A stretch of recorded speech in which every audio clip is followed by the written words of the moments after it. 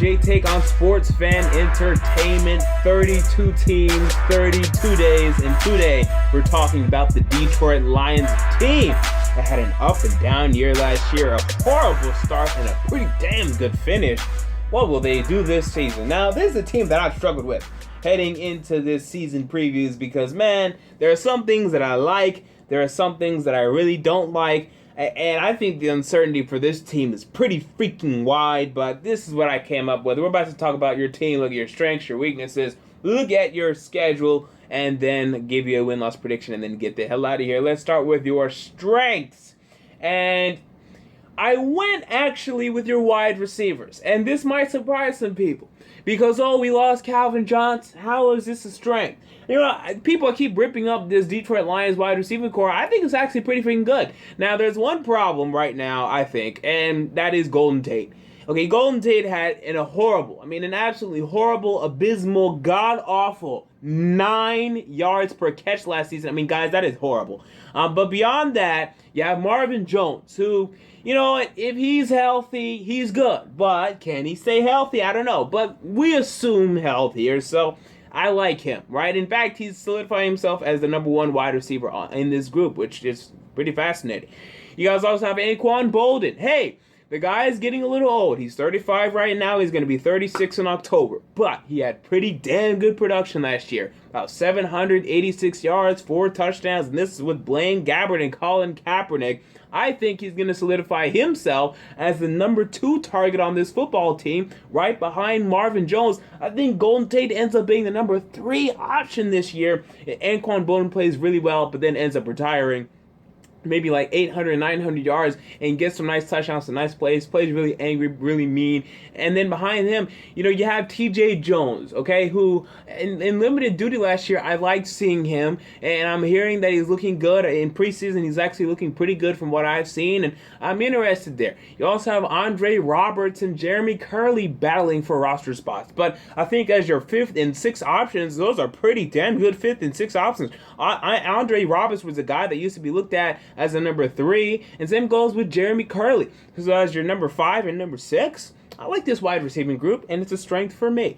All right, so from there, and this might surprise some of you, but I actually went with the cornerbacks. It's been a little bit of a weakness for this team in years past, but it's actually developing nicely thanks to a couple of players. Number 1, Darius Slay, who has really solidified himself as one of the better starting cornerbacks, number 1 cornerbacks in this league. After years of trying to find a cornerback after the Chris Houston days and all of that crap, you finally found your Darius Slay. You had to get out of the zone you guys were in, where you guys were getting thrown all over by Drew Brees and Aaron Rodgers almost every freaking game. You guys found a nice hidden gem in Darius Slay, and he's been absolutely great the past 2 seasons. Whenever they were talking him up last season, saying he's going to be a shutdown corner, I was like, no, he won't be that good. Well, he was pretty freaking good. I'm going to shut my mouth because this guy can keep shutting me up.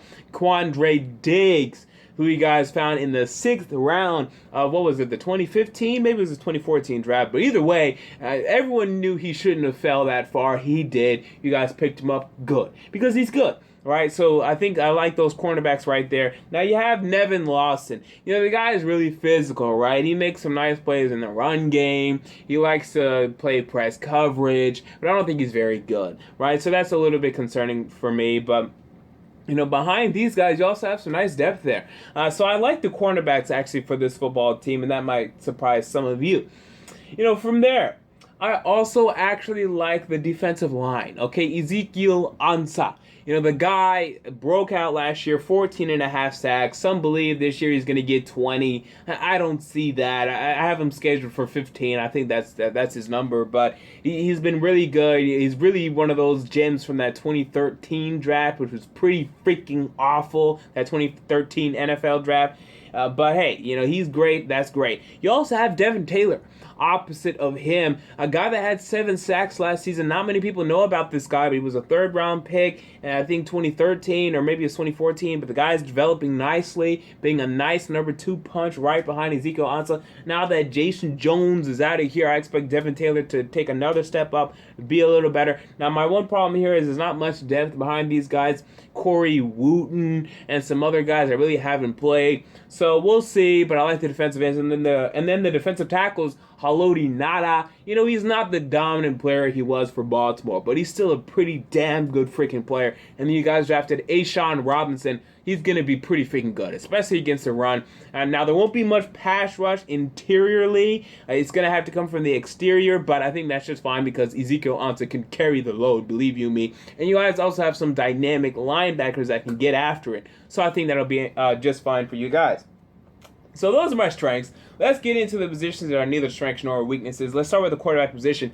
And, I like Matt Stafford. Okay, I like him a lot more than other people. I think Matt Stafford is going to be one of those guys like Carson Palmer, where he's in the league for a while, and he's good, right? He's not bad. He's pretty good. And then once he hits like 35 or 36, he's going to be so good. Like this, I think he's going to have like some MVP type season, like what Carson Palmer is doing now. Like he's going to hit his prime, his mental prime, 35, 36, 37, when he really understands the game from top to bottom and he just dissects people. In fact, it could even be this season. I don't think it's going to be, but I think he's very talented. He's very talented enough to stay in the league and to start. And then once he finally reaches that prime age where these quarterbacks start dissecting the game so good, I think he's going to be really good. So I like Matt Stafford, right? We just have to see because, from year to year, he can kind of be a little bit of a yo-yo. So we have to see where the yo-yo lies. Is it up or is it down? We'll have to find out.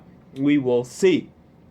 I also am intrigued by the tight ends. Okay, Eric Ebron, he's not bad, right? He's not worth the 10th pick in the 2014 draft. Okay, you should have drafted Odell Beckham or Aaron Donald. But he's a guy that had, 500-something yards last year? That's a pretty good tight end, right? He's not a top 5 tight end, not a top 10, but top 15. Yeah, okay. And then you guys also have Brandon Pettigrew, although he's a little banged up right now. You guys also have this Cole King, I think is his name, undrafted free agent, who apparently is looking good. I don't know, we'll see. But I think Eric Ebron is a fine tight end in this league, so I think you guys can get away with this one without being a weakness for the football team. Linebackers, let's move on to that.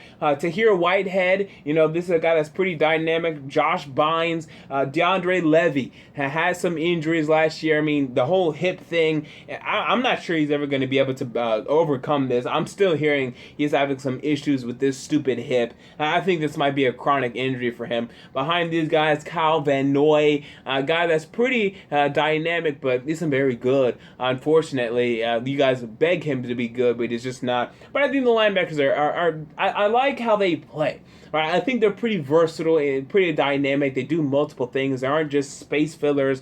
So I like the linebackers. Not good enough to put it as a strength, but I like them. Right? Let's also go to the safeties. Okay, Glover Quinn. Okay, he's good. That's fine.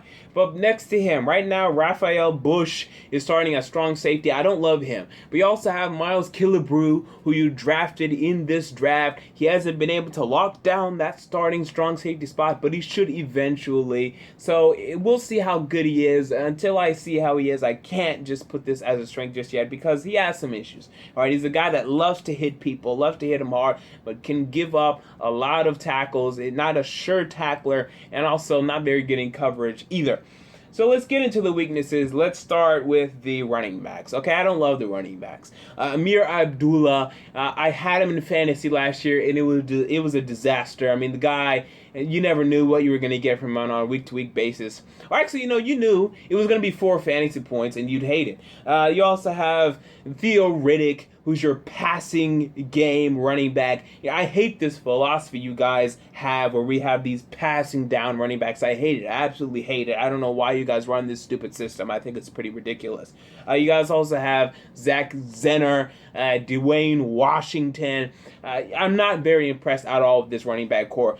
Some stupid local beat reporter for Detroit is saying that Ameer Abdullah is going to get 1,000 yards. I'll bet my penis that he doesn't get 1,000 yards. I don't see it happening. I think he's going to get probably 800, but with Theo Riddick getting carries, it's not going to happen, and he's not very good anyway. So anyway, let's move on to the offensive line, which is the weakness for this football team. But there's hope. Okay, and there's hope on the outside. At the tackles, there's hope.